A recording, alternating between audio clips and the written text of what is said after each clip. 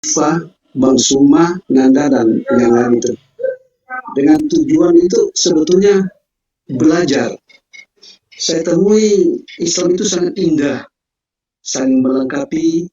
Ada yang Allah anugerahkan talenta dakwah, diskusi, debat juga, dan membagi-bagikan rezeki. Luar biasa, saling melengkapi. Ya, saya temui semakin kita belajar, semakin kita menemui bahwa Islam itu adalah agama damai.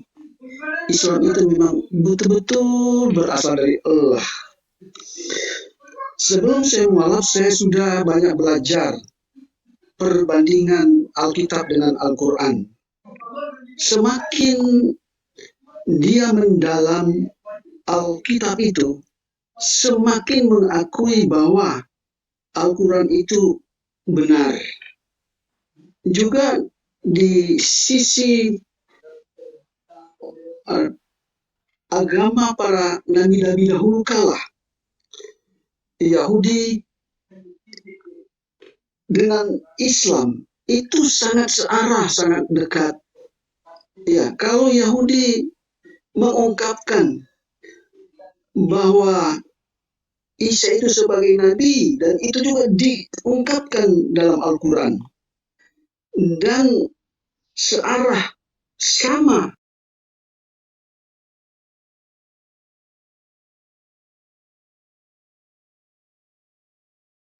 adalah Esa satu-satunya. Lalu saya sebagai mualaf, dan ada begitu banyak para mualaf yang ada di Manado, kota-kota yang sekitar Manado itu, ada kota Tondano, Bitung. Saya dialog langsung dengan mereka. Justru mereka mengungkapkan bahwa setelah masuk Islam, justru semakin cinta kepada Yesus Kristus. Mereka masuk Islam, mereka tidak tinggalkan Yesus. Walaupun mereka dan saya juga difitnah dari bermacam-macam arah, dan mereka katakan, Anda telah menjual Yesus. Tapi dalam fakta, Yesus itu sangat diagungkan oleh para Muslim. Dan saya perhatikan satu-satunya kitab suci yang ada di dunia ini, satu-satunya Al-Quran yang dapat dipahami dengan mudah, dapat dihafal oleh orang-orang yang telah diberikan rahmat oleh Allah Subhanahu wa Ta'ala. Walaupun Al-Quran itu bahasa asing bagi orang Indonesia, tetapi dengan mudah mereka menghafalkannya dan menerapkannya. Saya pernah belajar, walaupun sangat singkat, di Malang. Saya temui ada 2 orang yang masih sangat muda, tetapi dia bisa menguasai, menghafal juz 1 sampai 30. Itu dari mana? Dari mana itu?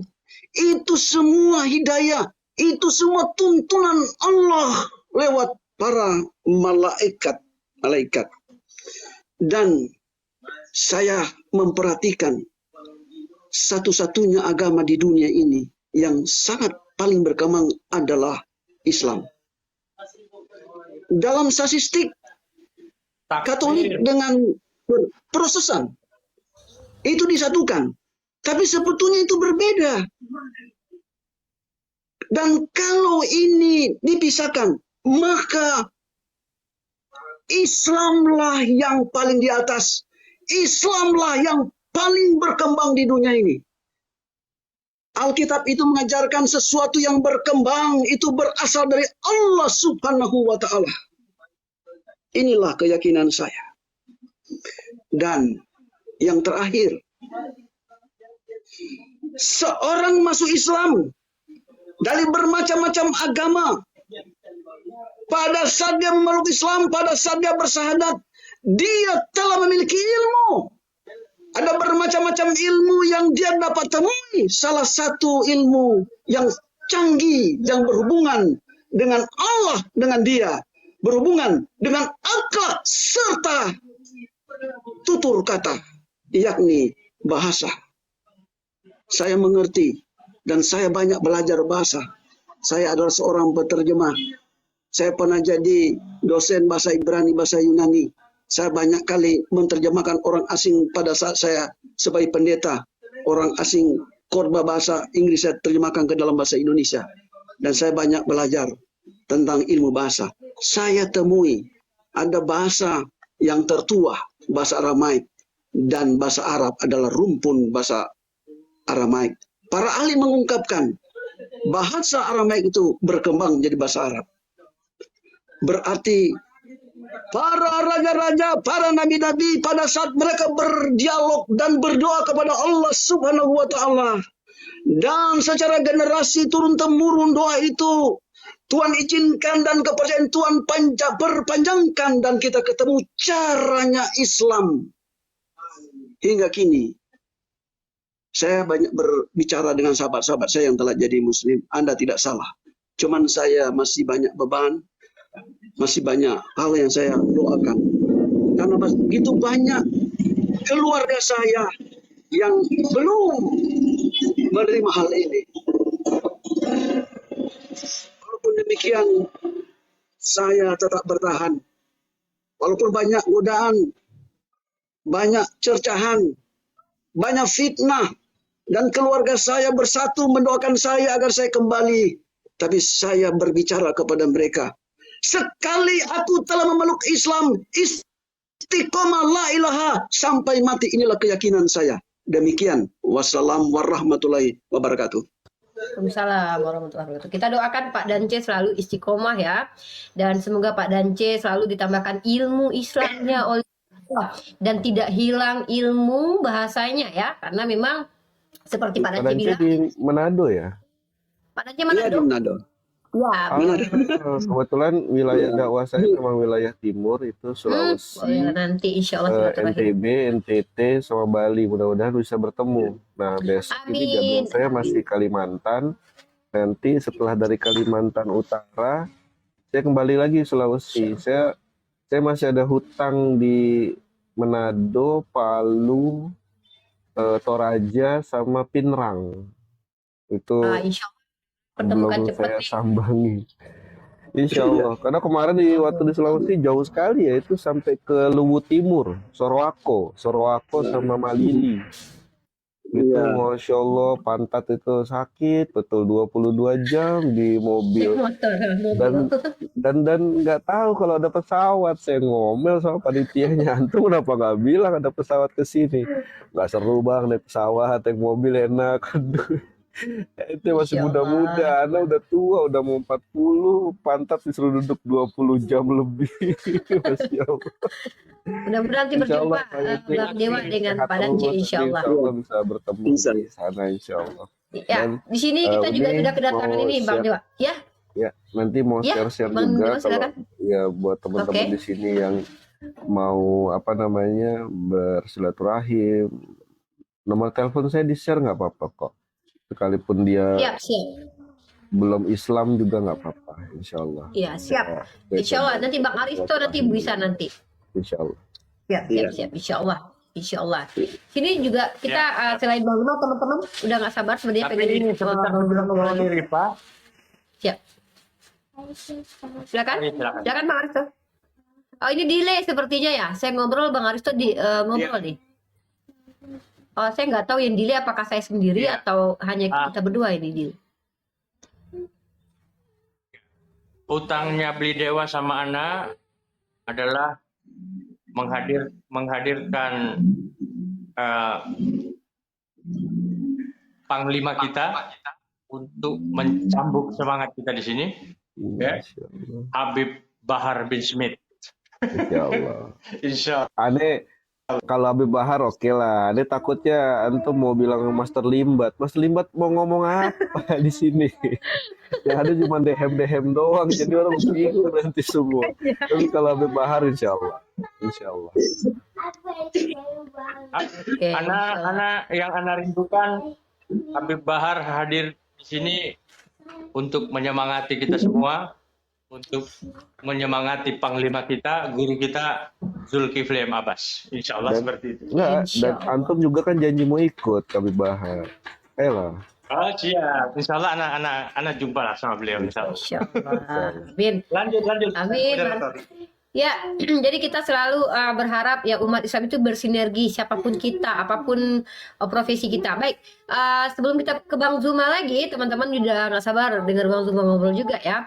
Kita ke mungkin Bang Ucok, ada Bang Bintang Mu'alaf dan juga Bang Handi Celebes dan Nona Cebi nih. Tadi Pak Dance sudah menyampaikan.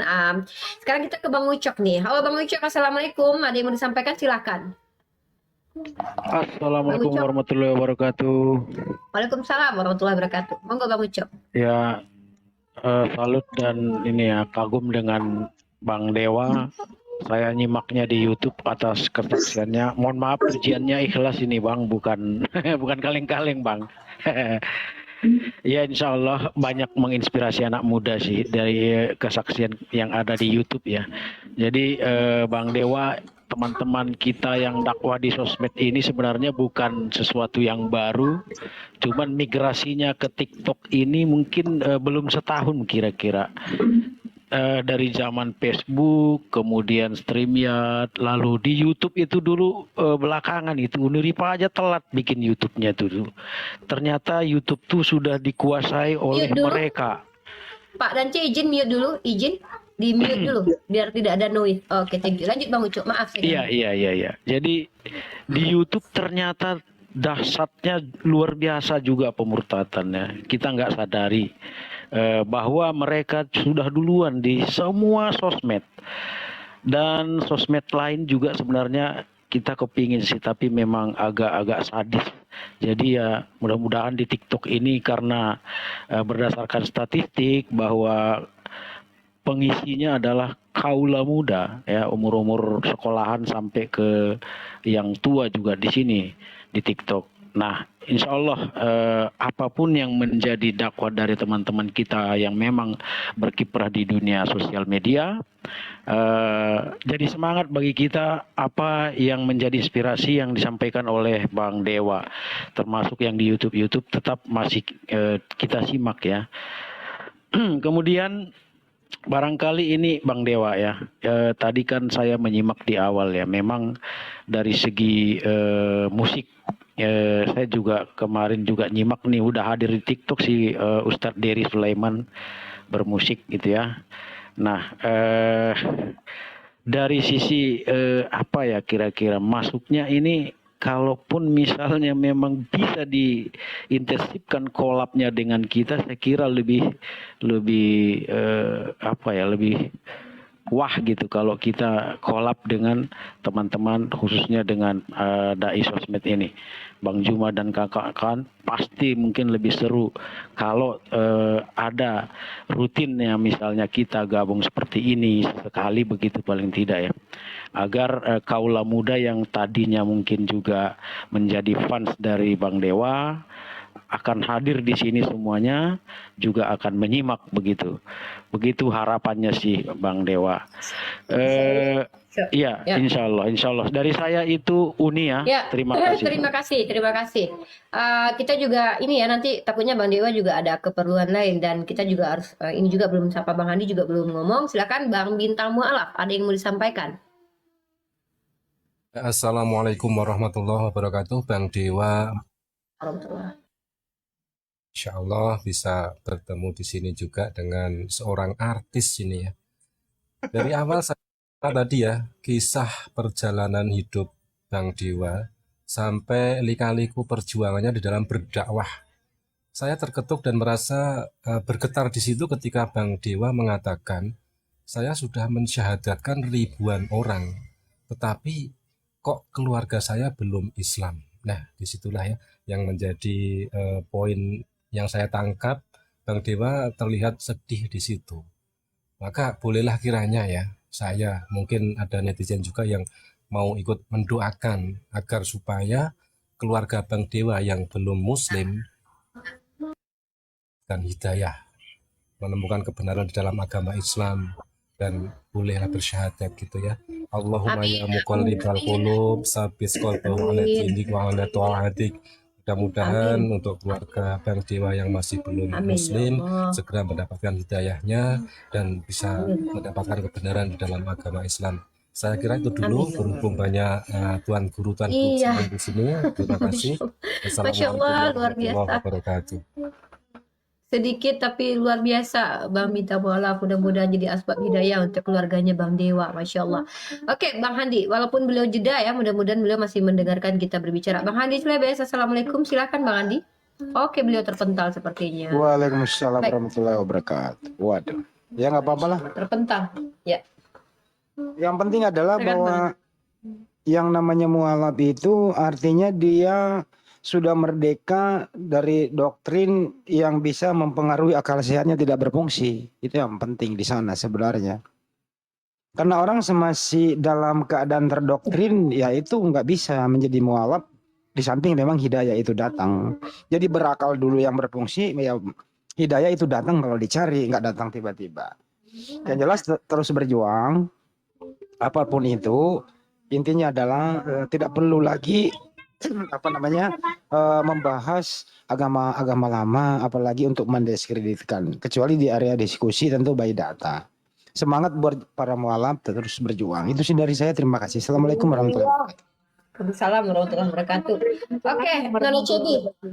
Ada yang mau sampaikan Nona Cebi sebelum kita ke Bang Zuma ini. Bang Dewa sudah terpental, mungkin mau dinaikin lagi, Bang Aristo silakan. Kalau tidak silakan. ada.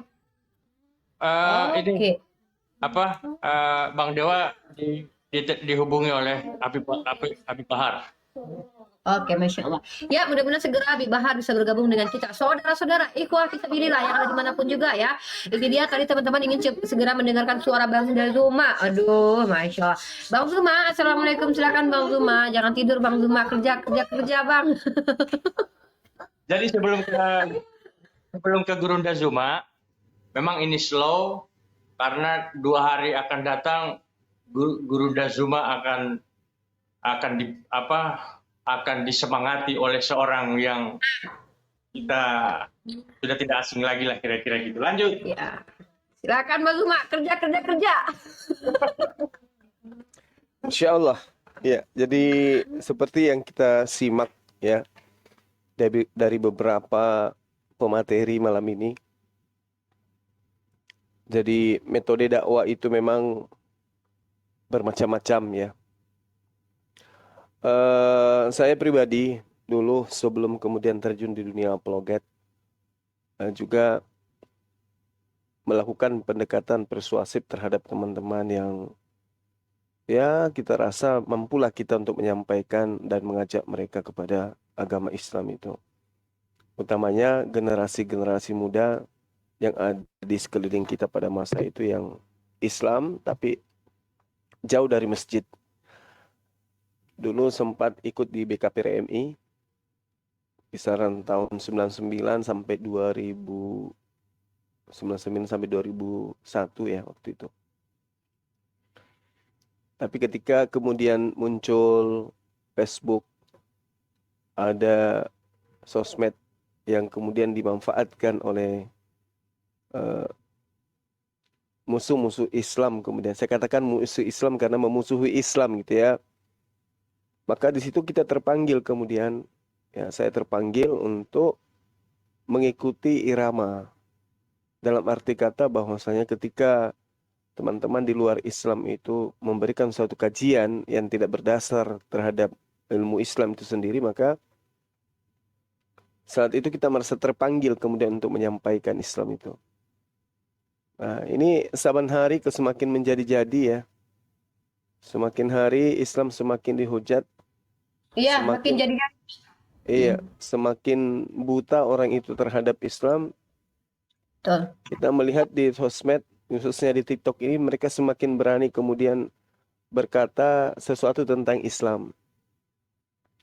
Padahal ilmu Islam itu jelas. bahwasanya yang pertama yang harus dimiliki ketika kita berbicara tentang Islam adalah luasnya wawasan berpikir yang kita punya, di mana kaidah-kaidah yang ada di dalam pemikiran kita itu berdasar terhadap sanad, terhadap ilmu yang bersanad. Orang itu berbicara, Insya Allah.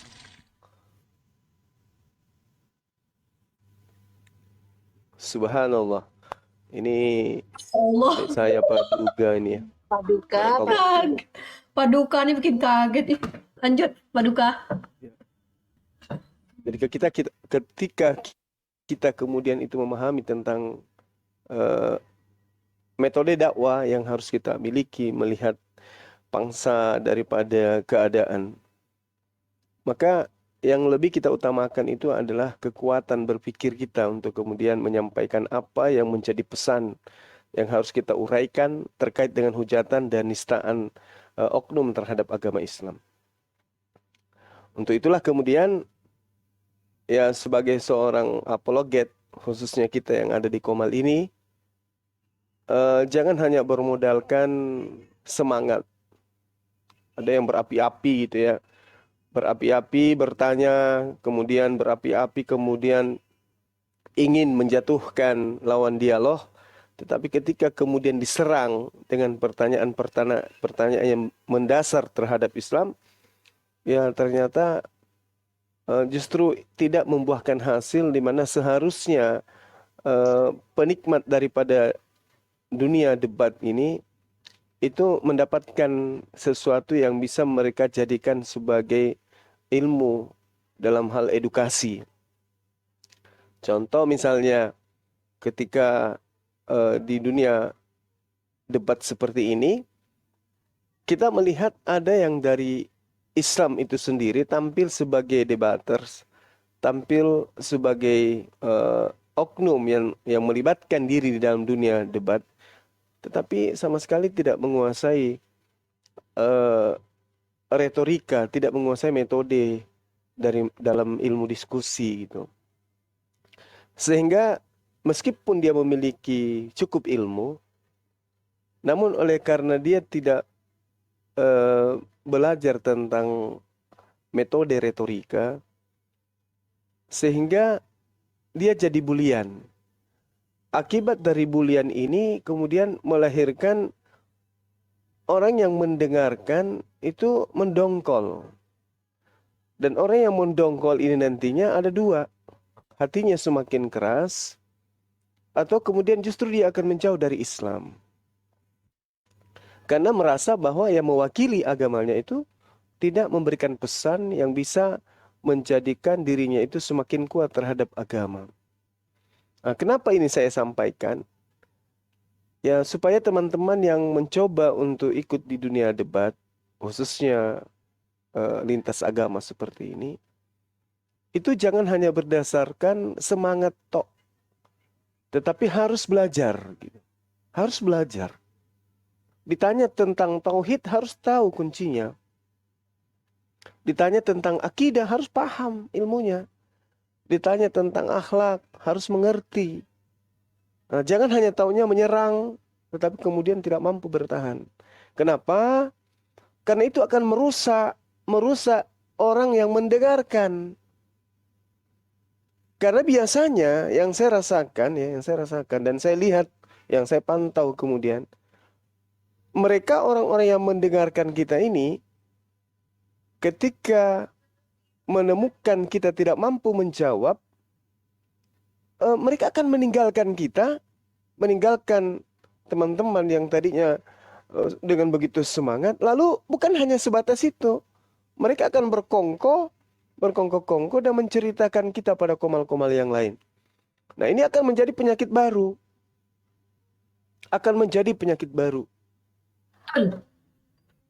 Nah, itu yang pertama. Yang kedua, di dalam dunia apologet, kita juga tidak dituntut untuk merasa pintar, merasa paling menguasai ilmunya, dan yang lain itu tidak tahu apa-apa. Apalagi kalau sampai kemudian mengangkat, wah saya bisa Ibrani, saya bisa Yunani, saya lulusan S5, S-Lilin, yang lain itu tidak ada apa-apanya. Ini juga tidak dibutuhkan oleh umat. Sangat-sangat tidak dibutuhkan oleh umat. Apalagi ketika ada yang hilap, salah dalam penyebutan huruf misalnya. Hanya gara-gara itu, kemudian dia direndahkan. Hanya oleh karena salah baca ayat suci Al-Quran, kemudian dia disudutkan. Bukan seperti itu cara Rasulullah berdakwah. Bukan.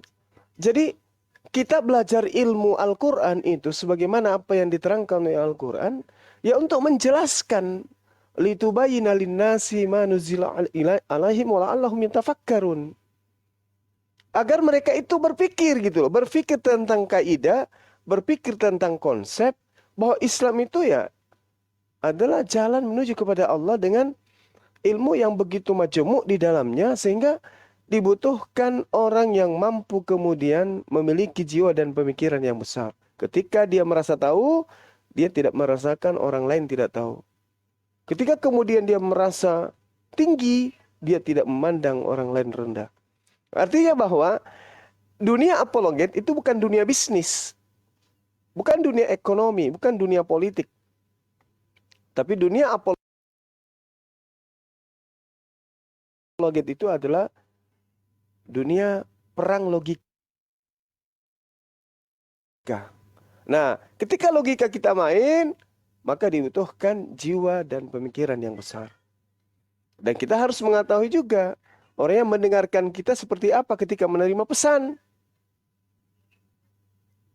Kenapa banyak orang yang mengatakan bahwasanya para apologet itu nilainya saat ini sudah bergeser gitu ya. Ada yang kejar koin, ada yang kemudian tujuannya hanya untuk pamor, dikenal orang dan seterusnya. Ya, itu dikarenakan karena ya tidak menutup kemungkinan ada di antara kita para apologet itu yang memberikan contoh seperti itu. Ya, untuk itulah kemudian saya umumkan di sini ya.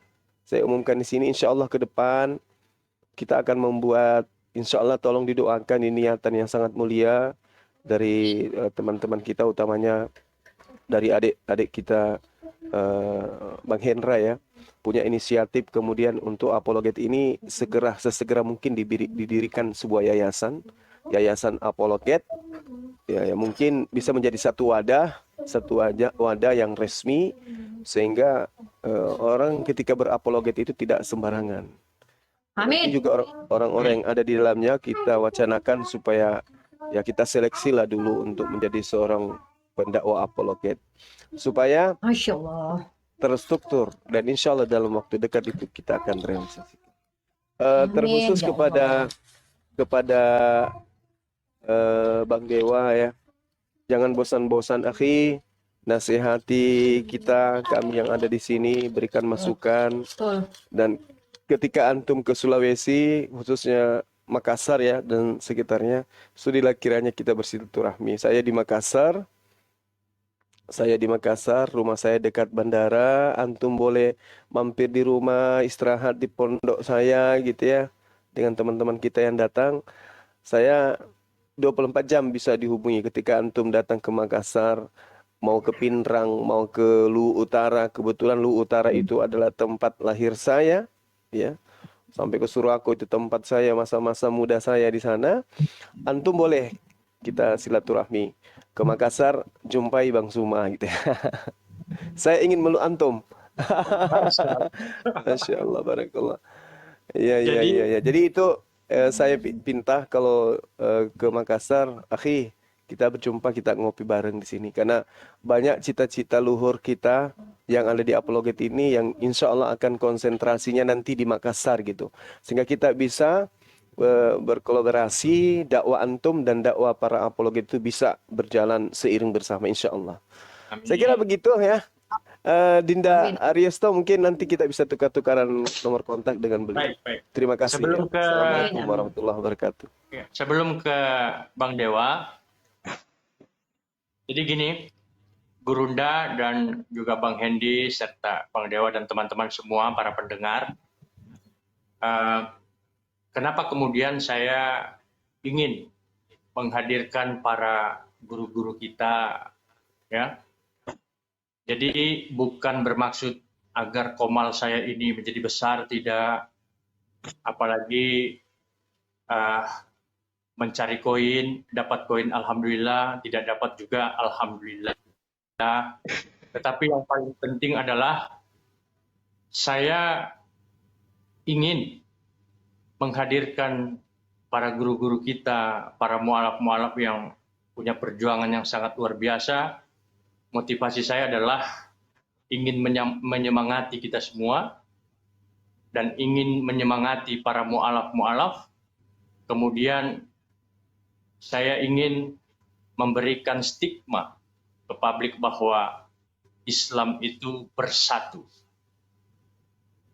Dan ketika Islam itu bersatu, maka insya Allah Islam akan menjadi agama rahmatan lil alamin. Itu saja, Gurunda dan Beli Dewa. Silakan. Masya Allah. Baik, sebelum kita closing, Bang Dewa akan closing ya, karena sudah hampir 2 jam ya, dari jam 20 ke jam 22.10. Nanti saya juga akan berharap bahwa kristologi menjadi cabang ilmu yang dipelajari oleh umat Islam, artinya secara legal ya, artinya saya mau setiap umat Islam itu mengetahui secara akademis pengetahuan tentang agama lain, bukan untuk menyerang seperti yang Bang Zuma sampaikan tadi ya, bukan hanya untuk nyerang-nyerang agama orang, nanya-nanya, tahu-tahu ditanya balik nggak bisa jawab, astagfirullah ya, jadi bukan begitu, tapi kita di sini mengetahui bagaimana orang lain berkeyakinan agar kita tidak salah paham, jadi pertanyaan kita pun tidak salah kepada mereka. Oke, signal saya sepertinya jelek. Mungkin Bang Dewa sudah 2 jam ya. Beliau ingin closing atau apa yang disampaikan, silakan Bang Dewa. Sehingga kami pun akan berkeliaran lagi di platform TikTok ini, Bang. Kami akan berpencar. Bang Dewa, silakan. Maaf Insya Allah. tadi keluar sebentar ternyata HP-nya habis baterainya, tapi alhamdulillah ini sambil di-charge. Mudah-mudahan nggak terganggu suaranya. Sulawesi, Makassar, saya sering sekali, bahkan baru kemarin dari Makassar itu untuk umat Fest. Jadi saya senang ada kegiatan-kegiatan keumatan. Kita kenal ada Hijrah Fest, kemudian ada Umat Fest, kemudian ada Muslim Fest, dan baru kemarin kita adakan juga Mu'alaf Fest, itu di kota wisata Cibubur. Nah, kedepannya kegiatan-kegiatan yang basisnya keumatan ini bisa lebih banyak lagi, terutama di Makassar. Memang pergerakan di Makassar tuh luar biasa. Anda sering ke Makassar, insya Allah. Mungkin karena belum Masya pernah, Allah. jadi nggak mampir. Insya Allah Iya. nanti mampir. Kemarin ketika ini, akhi, almarhum Ko Stephen di Makassar, antum ikut? Enggak. Ana masih di pantesan. mana ya? Di NTB atau di NTT, di Kupang. Itu aja Pantes di saja Kupang, nggak jumpa Masya kita. Allah, ya. Iya, di Kupang aja Masya Allah, Ustaz. Di Kupang itu 90% saudara kita yang Nasrani. 90%. Dan saya mengisi itu di Universitas Muhammadiyah Kupang, NTT. 70% non-Muslim. 70%. Allahu Saya Akbar. tanya ke mereka, kenapa mau menyekolahkan anak-anaknya, padahal mereka bukan beragama Islam, ke Universitas Muhammadiyah? Mereka jawab, Universitas Muhammadiyah universitas terbaik di sini. Allahu Allahu Akbar. Akbar, Masya Allah. Dan mereka berhijab. Makanya saya waktu sholat asar ya waktu itu, kok sopnya sedikit, padahal masjidnya besar, dan di luar banyak mahasiswanya, kenapa nggak sholat? Saya nggak tahu ternyata mereka itu bukan belum Islam. Iya. Dan saya mengisi di apa namanya, di sebuah kafe kopi. Saya bicara soal agama Islam, bagaimana berdakwah dan sebagainya. Itu kurang lebih dihadiri 60 orang. Dan selesai acara panitianya baru bilang, Bang, tadi yang Islam cuma 4 orang. Sisanya belum Masya Islam. Allah. Wah, bahaya tak? Dan bahaya, mereka sedang. Ya, alhamdulillah. Nanti insya Allah, Masya Allah.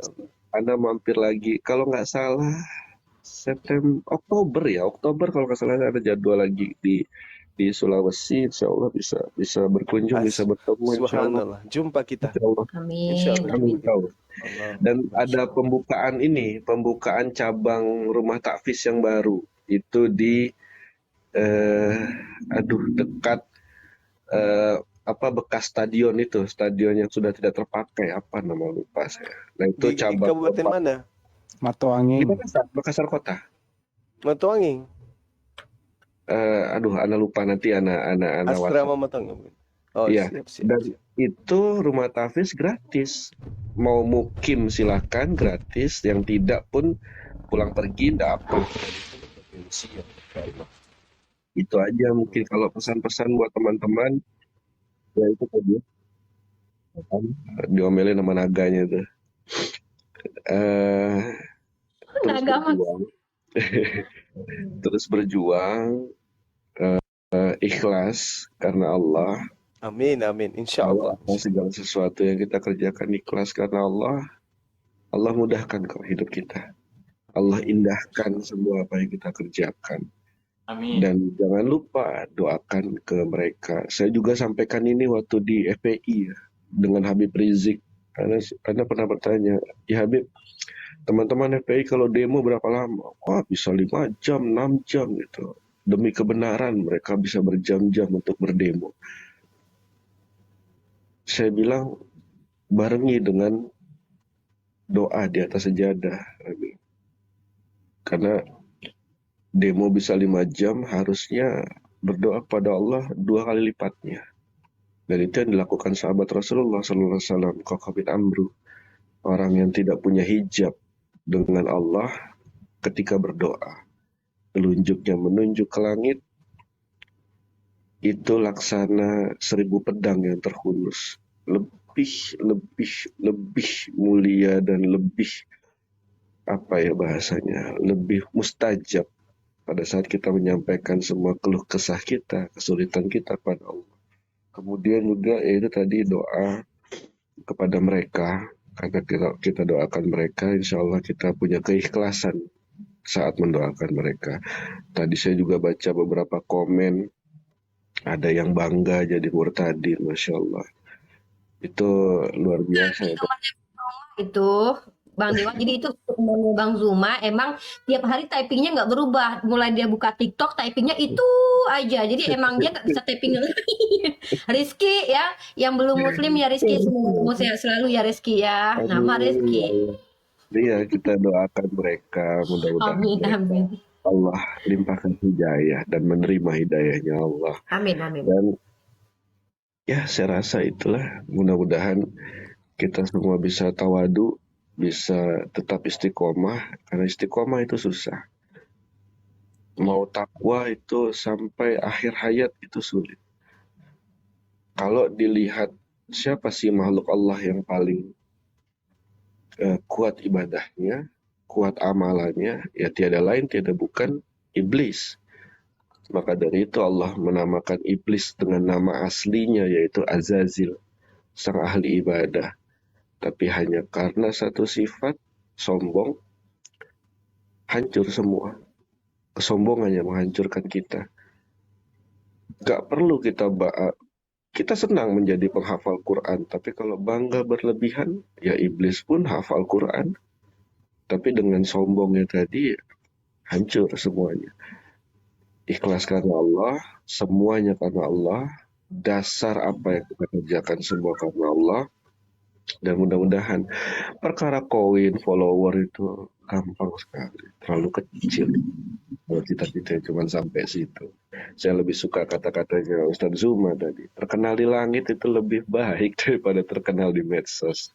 Mas, Masya Allah. Karena di medsos tuh orang bodoh pegang HP itu ya bisa cuma maki aja, nggak pernah berpikir apa yang mereka lakukan.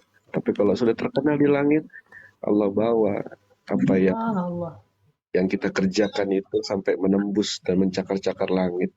Dan mudah-mudahan Allah muliakan kita semua, teman-teman semua di sini yang berdakwah di media sosial. Allah naikkan derajatnya. amin. Dan mudah-mudahan Amin. pada saat nanti tiba Allah matikan kita. Semoga Allah matikan kita dalam keadaan sedang taat kepada Allah. Amin, amin ya Allah. Insya Allah. Allahu Akbar. Subhanallah. Amin, amin ya rabbal alamin. Syukran brother, syukran Uni, syukran Ustaz, Terima kasih banyak juga Bang Dewa, subhanallah. Mudah-mudahan kami semakin dikuatkan saya. Ya, luar biasa. Ya itu teman-teman ya. Ada lagi mungkin dari Bang Zuma mungkin. Jangan lupa dengarkan Kulhaya. Habis ini lihat Kulhaya di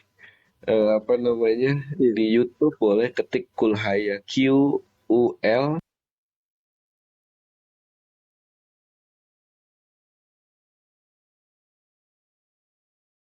Kulhaya, Kulhaya. H-A-Y-A, Haya, Kulhaya. Atau cek di channel saya di Siar Nada.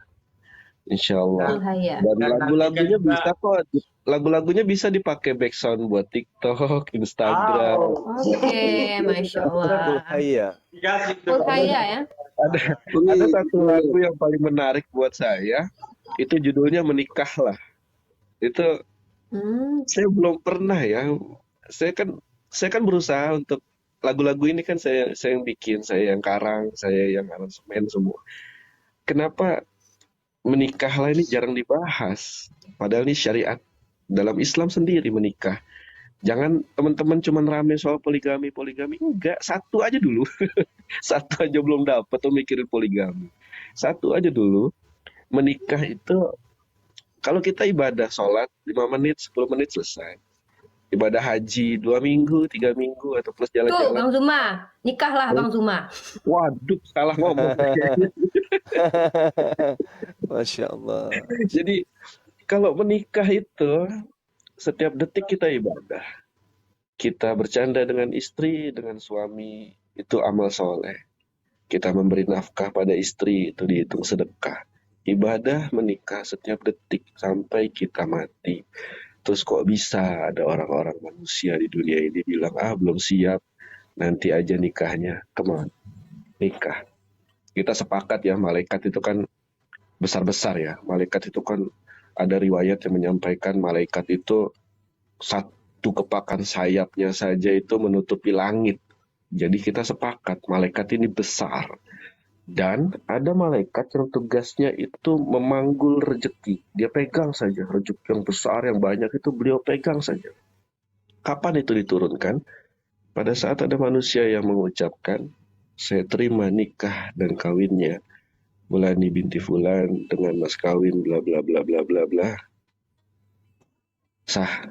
Allah utus malaikat itu untuk menurunkan semua rezekinya itu. Jangan nggak siap, ayolah nikahlah, insya Allah. Dengar nanti ada Takbir, yang belum nikah takbir. Allahu Akbar. Cebi. Jangan lupa Cebi. Menikahlah. Amin ya Allah, amin. Ini mau Bang Dewa, Assalamualaikum. 3 menit. Ini benar apa Oke. ya? kenapa? Ya, silakan Bang Jance. Ini Ya. Kulhaya yang ini. Saya menanggapi apa yang disampaikan oleh Bang Suma itu luar biasa perlu diperhatiin. Karena seorang Channelnya Siar apologet Nada. itu, Channelnya Siar Nada. ya seorang apologet itu mesti memiliki ilmu dua arah karena sering terlibat diskusi itu antara Kristen dengan Islam, maka biar apologet kita itu dibekali tentang Bible, bahasa asli dan sebagainya. Dan perlu diketahui diskusi seperti ini bukan hanya ada di Indonesia, ini sudah mengglobal, internasional. Saya juga sering terlibat dalam diskusi-diskusi internasional. Dan saya temui ada seorang bilang begini, sebetulnya saya mau masuk Kristen, saya harus murtad. Tetapi setelah saya mendengarkan debat, saya urungkan waktu saya tetap eksis sebagai Muslim. Dan ada banyak yang telah jadi Muslim karena dengar debat. Debat dari siapa? Dari Bang Suma. Aduh, kata-katanya itu memang menyentuh hati saya. Ya, itu ungkapan seorang yang mualaf. Nah, itulah sebabnya dalam depa itu perlu ada strategi. Hostnya itu mesti ambil kendali. Dia harus menjadi moderator yang baik. Hindarkan kata-kata fitnah. Hindarkan kata-kata kotor. Saya temui di lapangan ada ungkapan begini. Hei, Oten, naik. Pemakan babi, naik. Nah, bukankah itu sesuatu menyampaikan penghinaan? Itu tidak baik. Kita lawan dengan ilmu dan dalil. Dan inilah kemenangan kita. Demikian. Ya.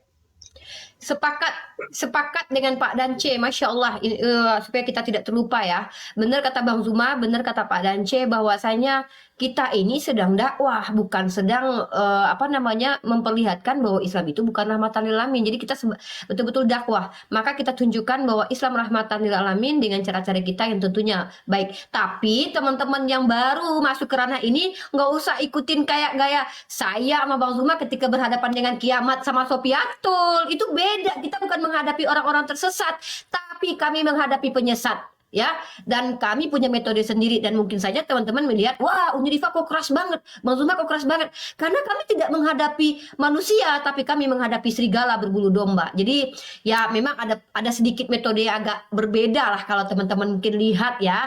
Unirifa kenapa? Kok tiba-tiba kok jadi beringas, jadi Uni Soviet, jadi kuntilanak?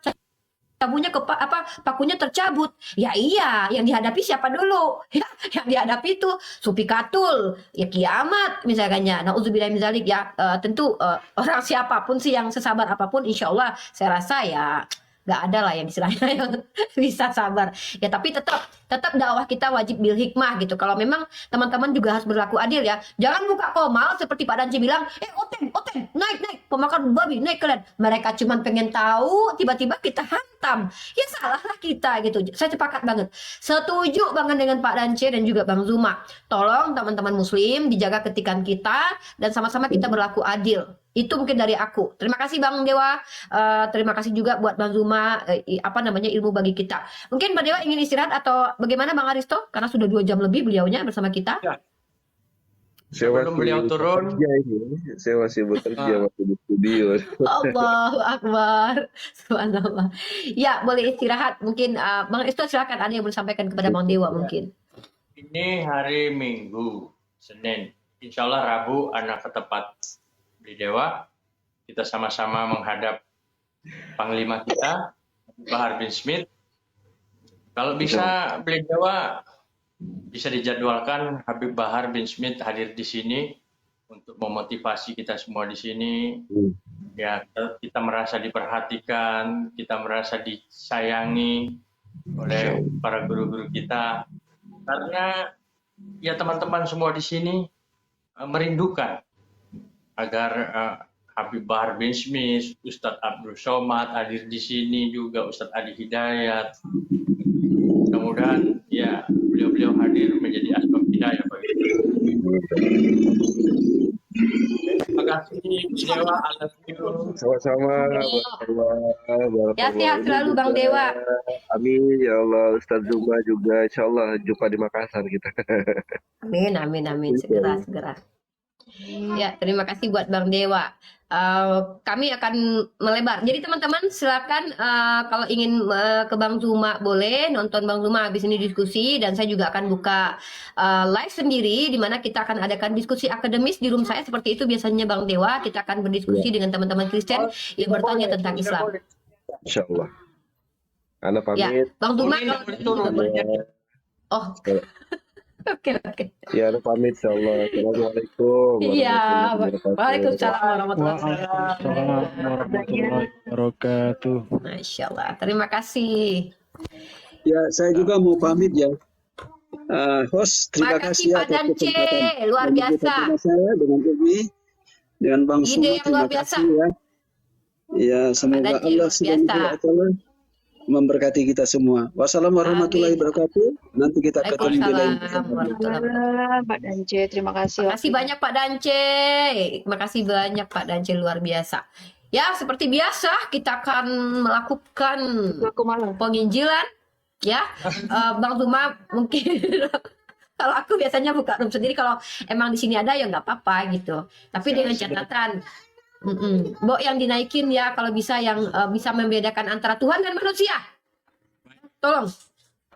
Makasih. Nah, jadi teman-teman banyak yang DM dan banyak yang bertanya kapan Ustadz Abdul Somad collab sama Gurunda Zuma. Insya Allah, Alhamdulillah sedang kita jadwalkan, lagi mencari waktu luangnya yang terhormat Ustadz Abdul Somad. Kalau sudah dapat, langsung kita jadwalkan Gurunda Zuma collab bersama dengan Ustadz Abdul Somad. Jadi, Amin.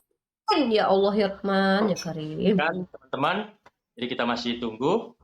Makanya insya Allah mungkin Rabu itu saya ke tempatnya di Dewa Putu Adi.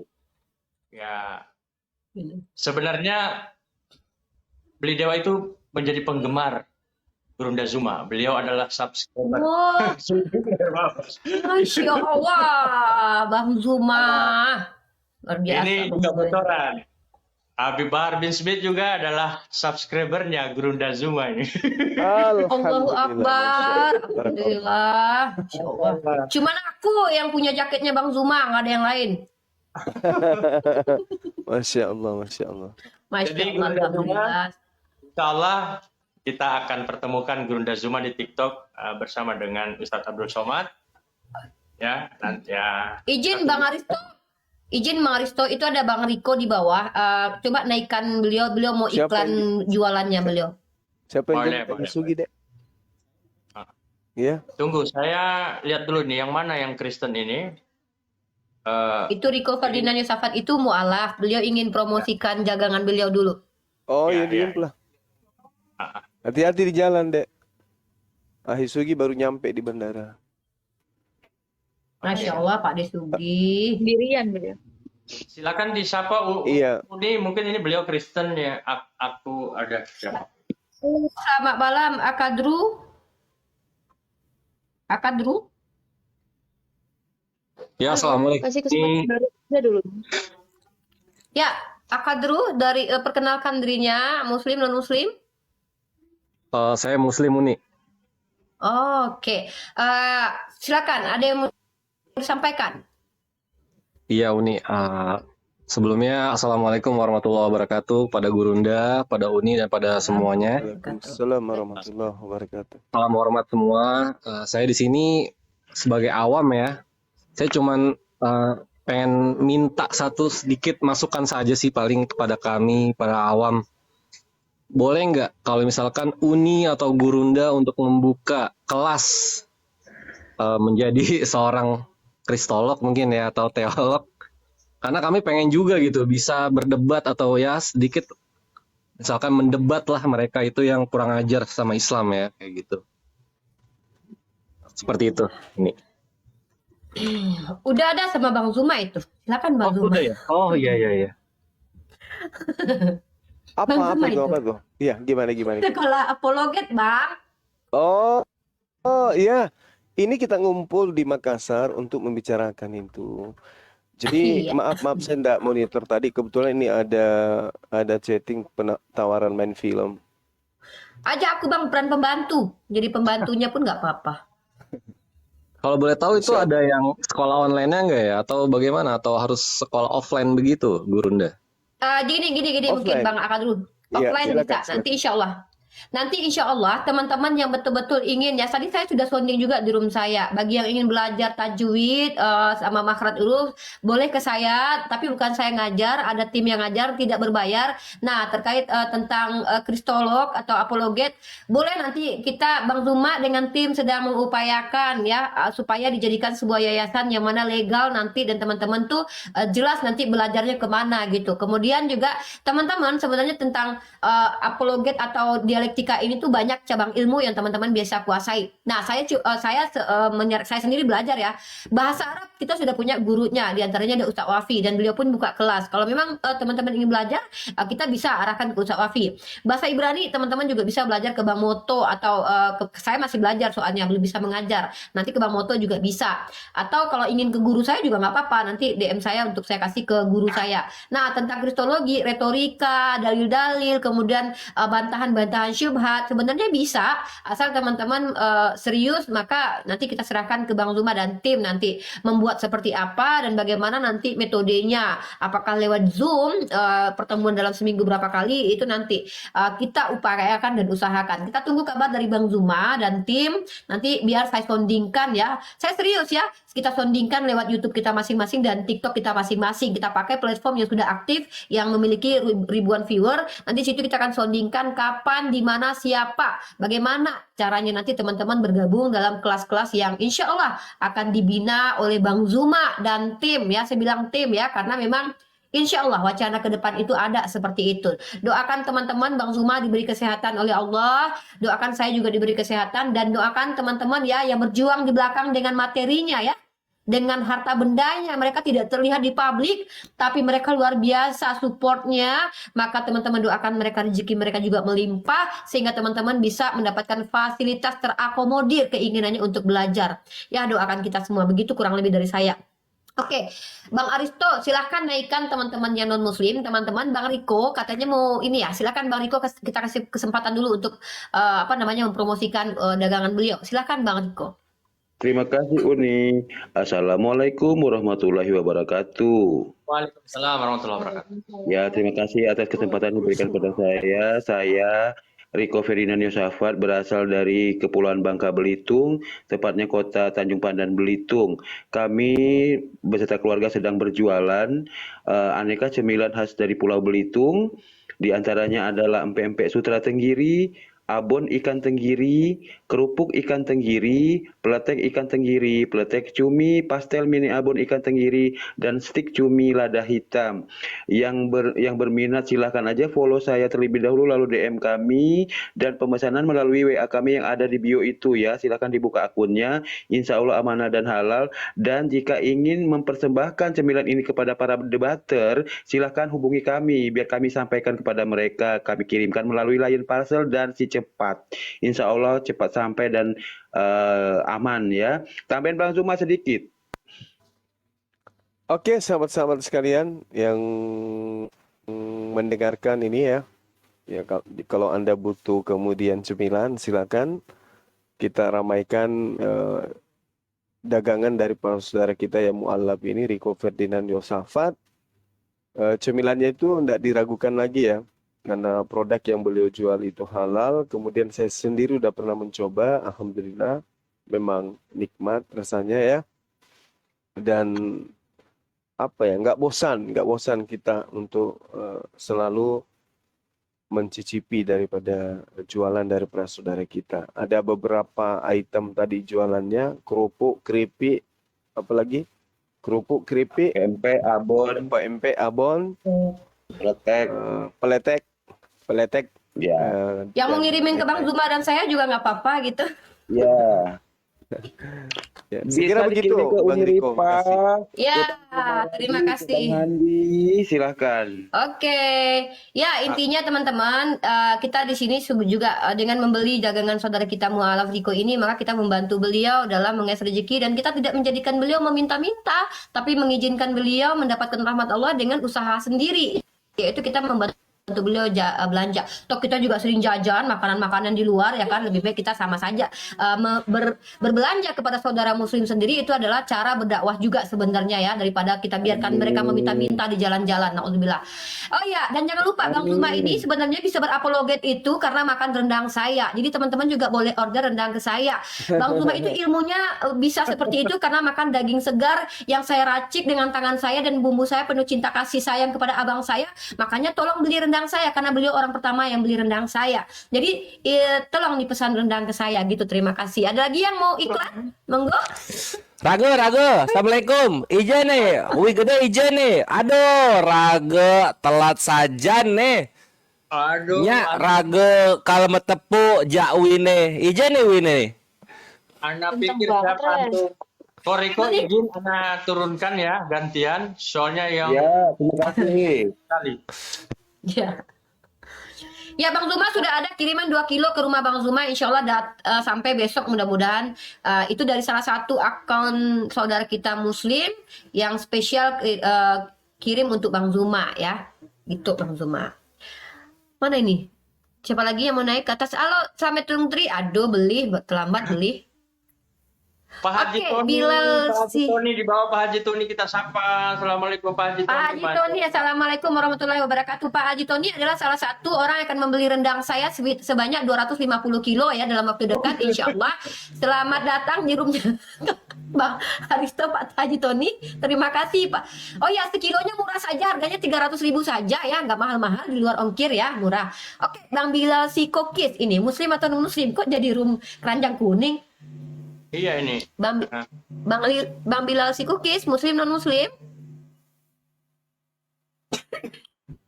Bang Bilal, dalam hitungan kelima tidak bersuara maka kita akan kick. 1, 2, 3, 4, turunkan.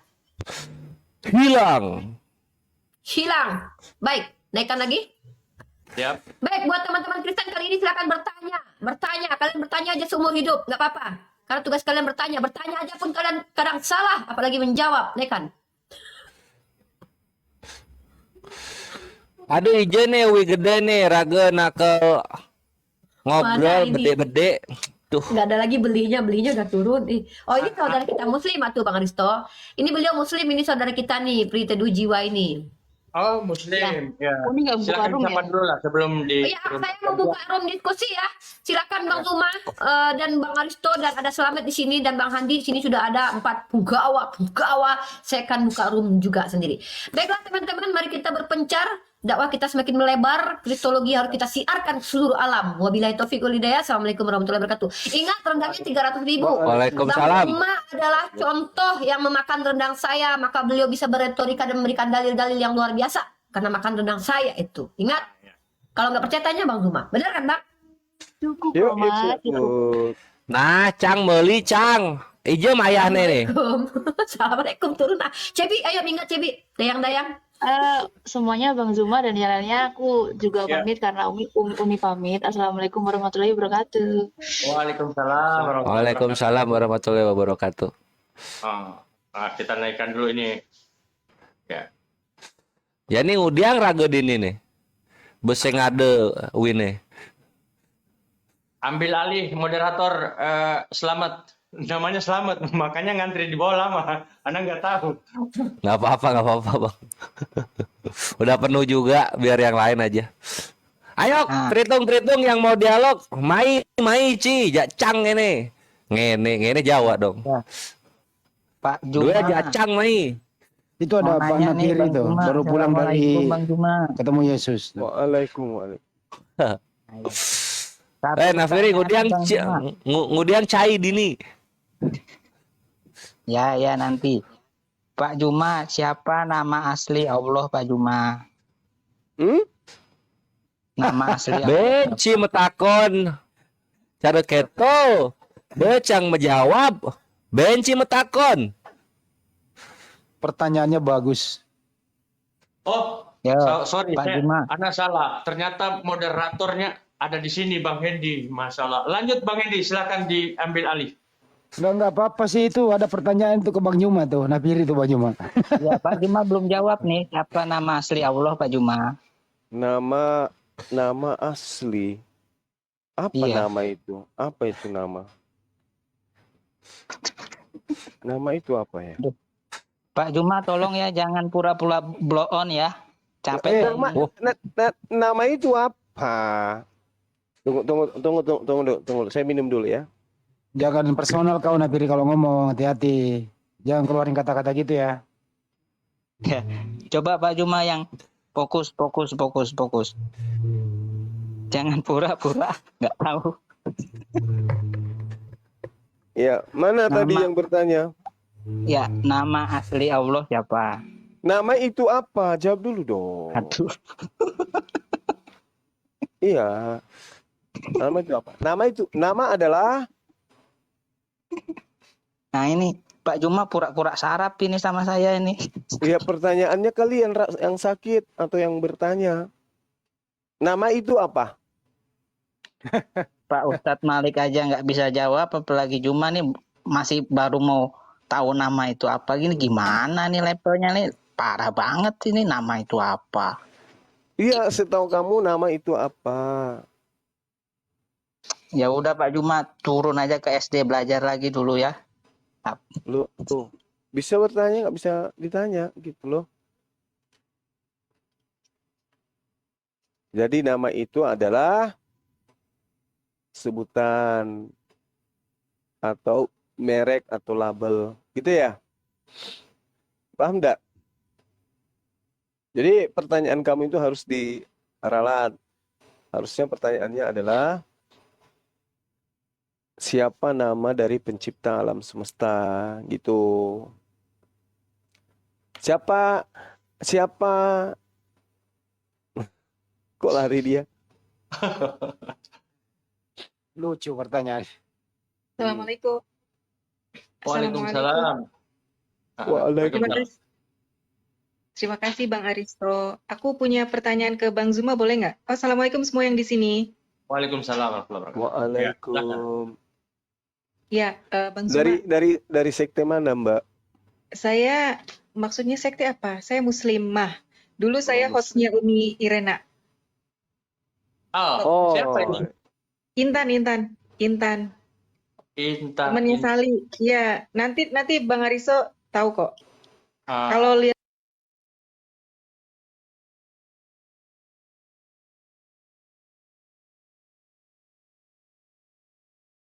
Insyaallah.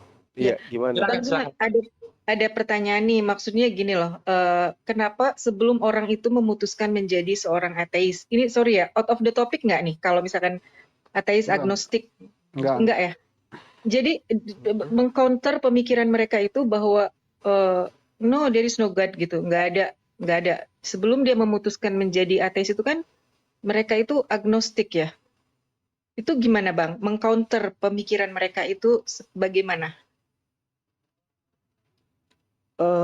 Artinya kan gini, dia nyangkal akan adanya pencipta kan gitu ya? Betul. Nah, jadi orang yang kemudian menyangkal adanya pencipta itu adalah sebodoh-bodohnya manusia. Kenapa? Karena dia sudah ada. Adanya sesuatu yang ada tentu diadakan oleh esensi yang ada kan gitu.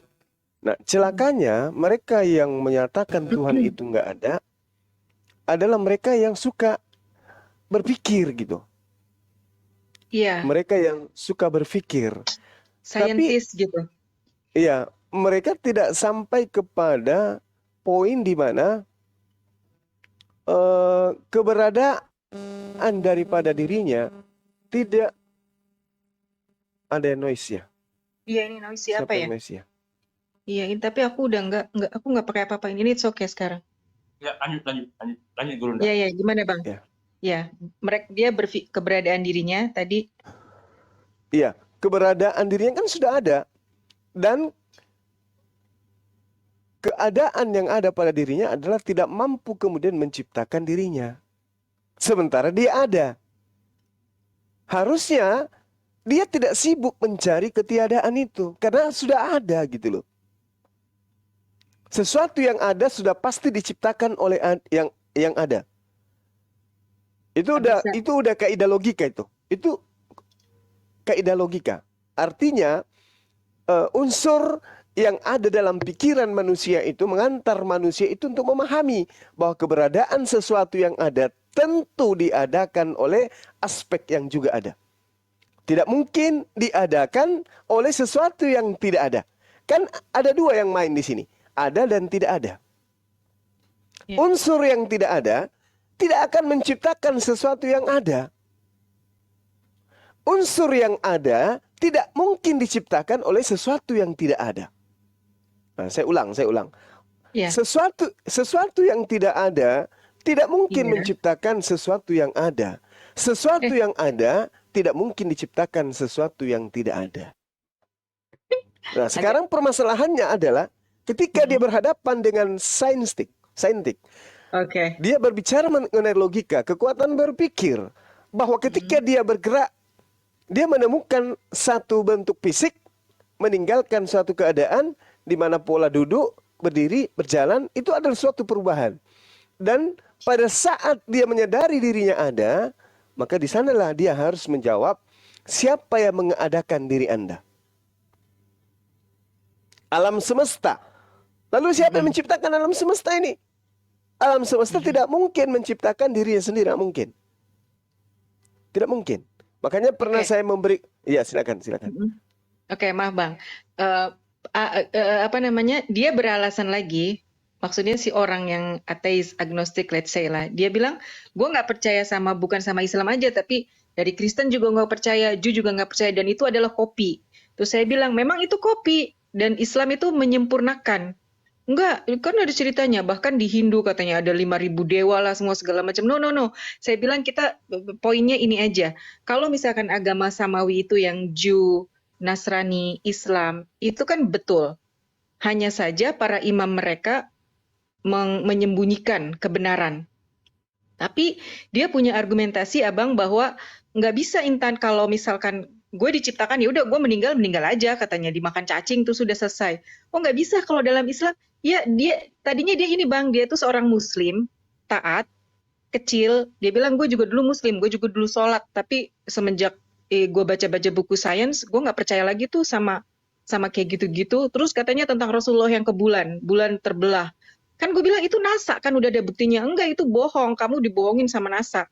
Akhirnya sampai suatu ketika kita diskusi masalah bumi itu bulat apa datar. Gitu Bang, gimana Bang counternya? Aduh, kalau misalkan saya nggak pakai, kalau misalkan kita pakai saya pakai dalil dari Quran juga tentang ayat-ayat, misalkan di surat Ar-Rahman gitu kan, bagaimana Allah menciptakan manusia, dalam penciptaan manusia kan dijelaskan segumpal darah, lalu segumpal daging, kemudian Allah meniupkan ruh. Saya bilang juga tentang Maurice Bucaille, tentang Robert Jarudi. Itu Robert Jarudi penelitian di sana ditolak semua tuh, dan nggak diakuin keislamannya. Dia nggak bisa jawab juga pada saat saya ngomong Maurice Bucaille, tahu yang dokter dari Prancis menemukan bahwa Fir'aun itu matinya tenggelam, drowning gitu loh. Itu Bang. Iya. Jadi jangankan manusia di zaman sekarang, Nabi Musa alaihissalam juga pernah bertanya di dalam hatinya, gitu ya. Wahai Tuhan, di mana aku mencarimu? Loh, kenapa bisa Nabi Musa tahu kalau ada yang disebut Tuhan? Jadi kita menggunakan logika lepas. Gini, kalau Nabi Musa mengatakan, wahai Tuhan, di mana aku mencarimu? Maka kita mengatakan begini, wahai engkau yang mengadakan sesuatu yang ada, di mana aku harus mencarimu? Yeah. Kan gitu poinnya. Yeah. Ya kan? Di mana aku harus mencarimu? Logika sederhananya gini loh. Ketika ada suatu kejadian, tak ada yang melihat kejadian itu. Ada kejadian, tidak ada yang melihat kejadian itu. Tidak ada yang menjadi saksi akan kejadian itu. Kecuali pelaku. Contoh misalnya, ada orang yang membunuh seorang anak. Tak ada yang mengetahui. Anak mati, anak itu mati, hanya dia yang tahu. Permasalahannya sekarang, apakah kejadian itu tidak terjadi? Karena tidak ada yang melihat. Tapi benar-benar terjadi.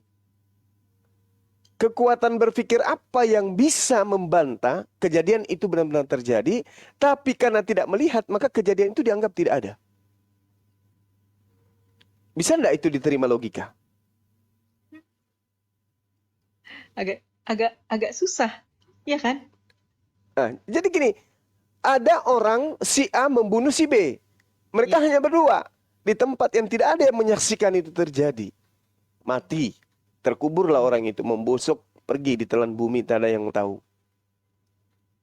Si pembunuh melenggang, tak ada yang tahu dia telah melakukan pembunuhan. Pertanyaannya, apakah ini tidak terjadi gitu loh?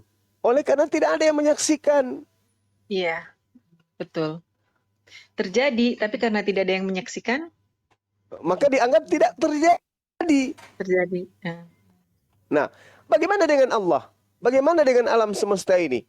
Apakah ada yang pernah kemudian menjadi saksi ketika Allah menciptakan segala sesuatu? Keren. Abang, Iya, wait. iya. Ada seorang ulama kiai, profesor doktor terkenal. Dia dari Cirebon. Saya kebetulan di Cirebon. Iya. Beliau mengatakan bahwa dunia itu adalah manifestasi dari Nur Muhammad. Hmm. Jadi dunia itu kita nih Allah gitu. Akhirnya seperti itu bahwa akhirnya akan pada di titik itu. Tuh Iya. gimana ya? Jadi gini. Berat. Iya, jadi gini. Allah Subhanahu wa taala, ya Allah Subhanahu wa taala itu Jalalah. kemudian ya ketika berdiri sendiri tidak ada ciptaan.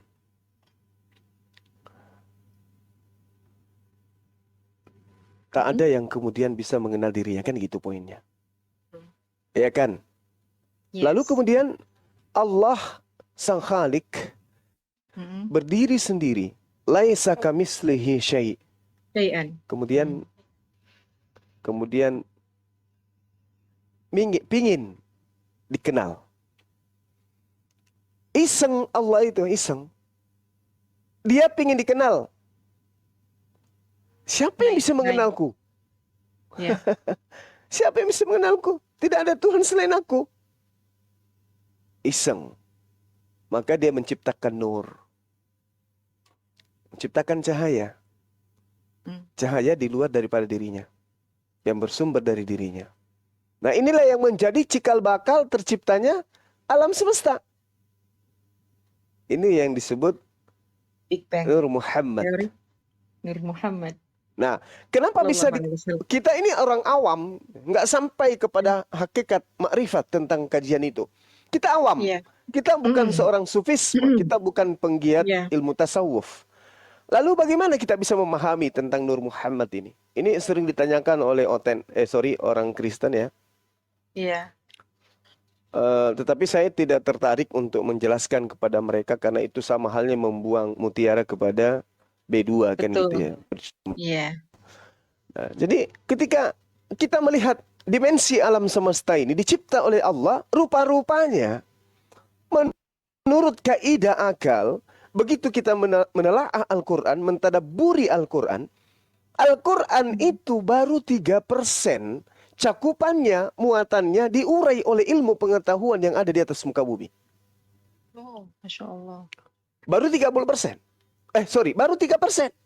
Ilmu Allah yang diletakkan kemudian di kalamnya baru 3% yang kemudian diurai oleh umat manusia. Masih 97% isi Al-Quran belum didapati dan dicapai oleh manusia.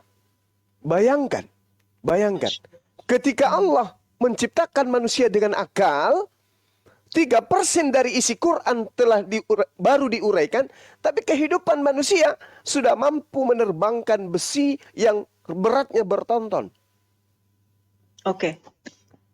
Coba, baru 3% kaidah ilmu Al-Quran itu. Nah, itu sumbernya dari lisan baginda Rasulullah Muhammad SAW, maka dikatakan ilmu itu berasal dari Nur Nabi Muhammad. Masya Allah. Ya, silakan. Abang, maaf. Balik lagi ke yang tadi. Pada saat Nabi Ibrahim meragukan tentang Allah di surat Al-Baqarah, saya lupa ayatnya, tapi kata Allah, oke, ambil burung, patahkan menjadi 4, taruh di gunung-gunung ini, kemudian tiupkan, maka engkau akan melihat burung itu hidup. 1. Yang kedua, pada saat Nabi Musa melihat di surat Toha itu, tunggu ya kepada ahlinya, aku melihat nur, mungkin cahaya, aku melihat api, mungkin aja api ini bisa untuk kehidupan kita. Ternyata sampai sana Nabi Musa menemui Allah gitu kan. Pada saat itu, dan pada saat Nabi Muhammad SAW ke Sidratul Muntaha, bertemu dengan Allah, itu abang pada saat itu, let's say Nabi Ibrahim dengan Nabi Musa itu, pada saat mereka meragukan itu, apakah mereka itu berpikir bahwa Allah itu memang ada nggak gitu? Sama halnya seperti pemikiran orang-orang agnostik atau ateis bahwa di mana, where is God? I didn't see you gitu. Mungkin nggak seperti itu, Bang? Iya, betul. Jadi ketika Nabi Ibrahim alaihissalam seperti yang Ukhti sampaikan dalam surah Al-Baqarah ayat 260 itu. Nabi Ibrahim bukan kemudian menyatakan dirinya Tuhan itu nggak ada. Tidak. Tahu beliau.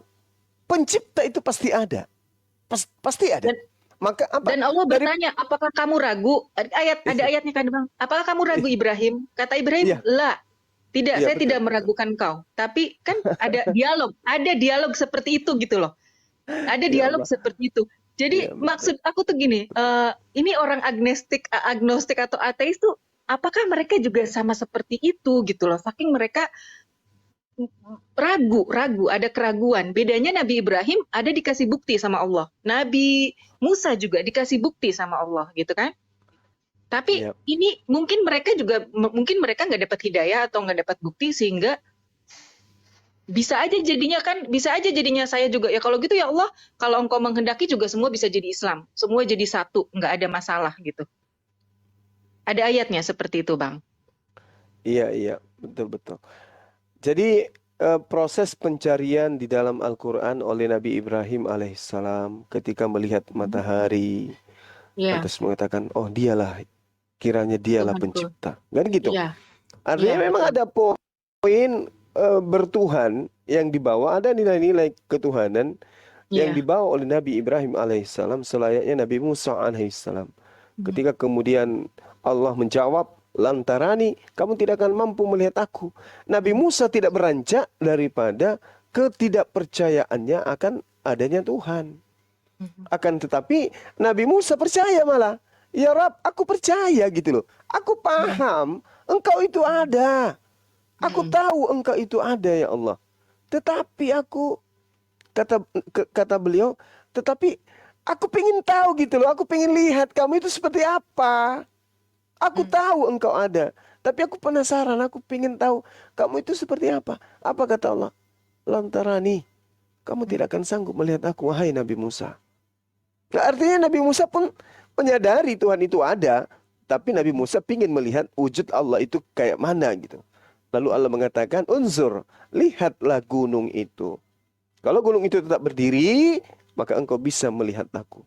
Tapi ternyata faktanya gunung itu hancur lebur, gunung batu hancur lebur. Padahal itu baru cahaya, belum Allah, baru cahaya. Iya. Lantas kemudian ketika Nabi Musa alaihissalam itu bangun dari pingsan, lantas dia mengatakan, aku beriman kepadamu ya Allah. Nah itulah ya, apalagi di zaman sekarang, orang-orang ini saya rasa meninggalkan Tuhan, meninggalkan Allah, itu dikarenakan bukan hanya aspek karena tidak mampu melihat, tetapi karena melihat dari orang-orang yang beragama pun mungkin menurut pandangan mereka tidak mencerminkan satu makhluk yang bertuhan yang menurut mereka inginkan gitu loh. Iya, akhirnya Bang saya Ya, bilang, kita oke doakan kalau aja mereka bisa mendapatkan Amin. hidayah. Iya, akhirnya saya bilang sama dia bahwa oke kalau kamu memang nggak satisfied sama Islam gitu kan, jangan nyalahin agamanya karena orangnya aja yang salah. Qurannya sama, hadisnya sama, tapi pemahaman setiap orang bisa berbeda, outputnya bisa beda gitu. Jadi kalaupun kamu melihat orang Islam begini, apalagi dia kalau misalkan itu suka sarkastik banget tentang hadis-hadis yang kayak doif, Hasan atau apa gitu Bang. Jadi kok orang Islam tuh begini banget sih, konservatif? No, Islam is not conservative. What did you say? Aku bilang gitu kan, karena dia orang Eropa, temen aku. Kita diskusi, jadi pakai bahasa Inggris terus gue bilang yang konservatif, yang primitif itu justru elu gitu. Kalau contohnya gimana? Kayak misalkan dalam pemakaian dia kan ini banget masalah jilbab, masalah hijab, masalah niqab kayak gitu, konservatif gini. Saya langsung aja ambil contoh bahwa look, there is a lady, American, European, I'm sorry, maaf kalau di sini ada orang yang nggak pakai jilbab, saya nggak bermaksud bingung, cuma konservatif mana? Konservatif itu kan kuno apa? Kita ini moderat loh, kita cover, kita disuruh sama Allah, perintahnya surat Al-Ahzab, berapa Bang? 59 tentang hijab. Iya. Tentang hijab, perempuan itu supaya dikenali, supaya dihormati. Sedangkan kalian buka-bukaan itu sama dengan binatang, sama dengan monkey gitu kan. Mereka nggak pakai baju, and they proud to show their body gitu kan. Mereka semakin body mereka dilihat sama orang, mereka semakin bangga, baru diem. Maksudnya memang harus, apakah kita tuh memang harus kasih contoh yang straight to the point, yang nusuk jantung gitu. Kita kan pengennya nggak usah kayak gitu, orang ngerti lah gitu, berpikir. Critical thinking seperti itu, tapi ternyata memang harus dikasih, ada orang yang memang kita harus kasih contoh-contoh yang let's say vulgar kayak gitu kan, menurut saya itu kan suatu yang sadis banget gitu loh Bang, menurut saya memberikan contoh yang seperti itu gitu loh Bang. Jadi Iya, terima iya, kasih waktunya Bang Zuma, mohon maaf kalau sama-sama. saya agak-agak emosional di sini karena Nggak apa-apa, tidak apa. Masya Allah ilmunya. Terima kasih banyak Bang Zuma, semuanya Iya, sama-sama. jazakumullah khairan. Jazakallah khair, Masya Allah. Luar Bang biasa. Aristo, Iya. aku boleh stay di sini kan sambil mendengarkan yang lain? Boleh. Iya. Saya sapa dulu ini moderator, silakan Bang Hendy Selebes ambil alih moderator. Halo Bang Hendy. Bang Hendy jauh dari perangkat. Ini ada Regan Pharma, Islam apa Kristen? Halo, Regan? Mic-nya dibuka. Sampai 5 nggak ada suara, saya turunkan. Halo. Ya, selamat malam. Selamat malam. Ya. Silakan Bang. Sebetulnya saya udah nanya di kolom komentar ya, tapi saya ulangi lagi ya. Sebenarnya pertanyaannya untuk Bang Juma. Selamat malam, Bang Juma. Jadi Iya, biar malam. ya biar Bang Juma nanti nggak nanya lagi. Jadi saya sebelum bertanya saya bikin premis dulu barangkali ya supaya nantinya pertanyaannya saya juga jadi nggak bingung. Iya, gimana Begini, saya mau bertanya tentang versi Yesus dan Isa ya kan, itu di Kristen kan Yesus, kalau di Islam kan Isa. Sebetulnya kalau saya lihat memang pasti berbeda, tapi memang ada kesamaan konsep dalam cerita itu ya, di dalam kitab suci Alkitab ataupun Al-Quran. Nah, yang saya ingin tanyakan itu ada konsep yang sangat berbeda. Yang paling beda itu menurut saya ada satu tokoh yang tidak ada di di Islam gitu. Ketika saya buka, saya kan termasuk yang punya akses ke Kristen dan Islam ya, karena dari keluarga yang berbeda agama. Jadi kalau saya buka Alkitab, Quran, terus kemudian tanya-tanya juga, itu saya menemukan ada satu tokoh yang tidak ada di dalam kisah kelahiran mukjizat itu. Kehadiran Yosef di dalam Al-Quran itu tidak ada gitu. Nah, saya ingin melihat pandangan Bang Juma itu, tokoh yang hilang ini tuh sebetulnya dalam perspektif Islam itu seperti apa? Karena di dalam Islam kalau saya runtut ya, kelahiran mukjizat itu adalah ketika Roh Kudus itu menemui Maria, kemudian membawa kabar akan kelahiran mukjizat. Nah, dalam perspektif Kristen berbeda. Dalam perspektif Kristen itu memang ada pengkabaran itu. Malaikat mendatangi Maria, dan lukisannya juga sudah saya lihat banyak ya, lukisan-lukisan klasiknya juga membawa mawar gitu, malaikat Gabriel. Nah, di dalam Islam itu Gabriel itu perannya tidak hanya sampai situ. Jadi kalau saya tengok, Gabriel itu dia mendampingi Maria dari pengkabaran akan kelahiran mukjizat, kemudian bahkan sampai saya ketemu, entah itu Al-Quran atau hadis ya saya lupa, itu ada membawa makanan, terus jadi mendampingi Maria itu sampai dia pengkabaran, memelihara Maria, terus kemudian maaf kalau saya boleh menafsirkan, apakah yang saya pahami dalam dalam kisah ini, Ruhul Kudus itu malaikat Jibril ya ke dalam versi Islam. Nah, di dalam versi Islam itu kemudian Roh Kudus itu menemani Maria dari pengkabaran kelahiran mukjizat, mengandung, kemudian lari dari masyarakat dia untuk melarikan diri ke tempat yang jauh, kemudian proses kelahiran. Di situ di pohon kurma ada dialog di mana Gabriel itu terus bersama Maria, sedangkan di dalam versi Kristen Gabriel itu hanya ada di pengkabar. Saya tidak tahu, mungkin saya juga kelewat, mungkin ya ada yang terlewat karena saya juga bukan ahli. Terus kemudian hanya ada pengkabaran, terus kemudian justru Yosef lah yang kemudian diberikan semacam ilham gitu untuk menikahi Maria. Nah, kemudian membawa Maria pergi dari masyarakatnya untuk melarikan diri agar tidak terjadi fitnah gitu, karena kan di situ adalah suatu hal yang sangat dahsyat seorang Poinnya apa, Bang? ya. Langsung ke inti pertanyaan. Oh iya, oke. Poinnya adalah perbedaan atau persamaannya ini apa? Apakah Yusuf itu di dalam versi Islam itu malaikat Jibril? Oke. Pertanyaannya Gurunda? Iya. Rohul Kudus itu begitu ya, Rohul Kudus ya? Roh Kudus dan Rohul Kudus begitu, Gurunda Zuma? Enggak, maaf, saya mau yang saya pahami dalam versi Islam, Rohul Kudus itu yang saya pahami ya, koreksi kalau saya salah. Dalam kisah Maria dan kelahiran mukjizat itu Rohul Kudus itu malaikat Jibril.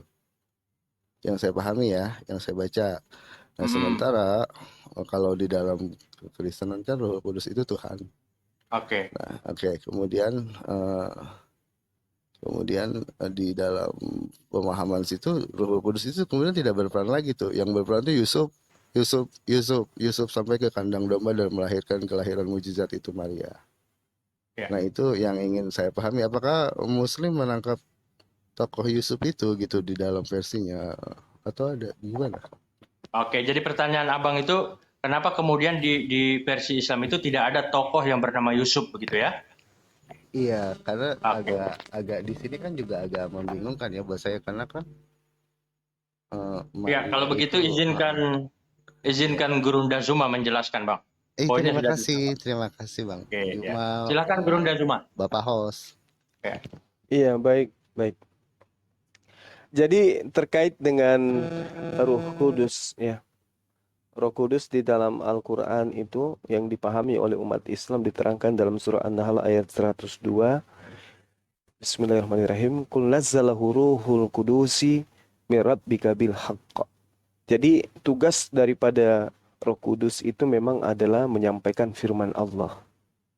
Nah, kemudian ketika Anda bertanya terkait dengan Yusuf ya, Yusuf tunangan daripada ibu Yesus atau ibu Maria. Al-Quran itu tidak menceritakan itu. Kenapa? Karena kalau kita berbicara versi Islam, adalah tidak mungkin sebagai seorang yang suci kemudian belum menikah, tapi sudah ingin diceraikan. Kan gitu ya. Dalam Matius 1 itu jelas tuh. Matius 1 dari data 18 dan seterusnya.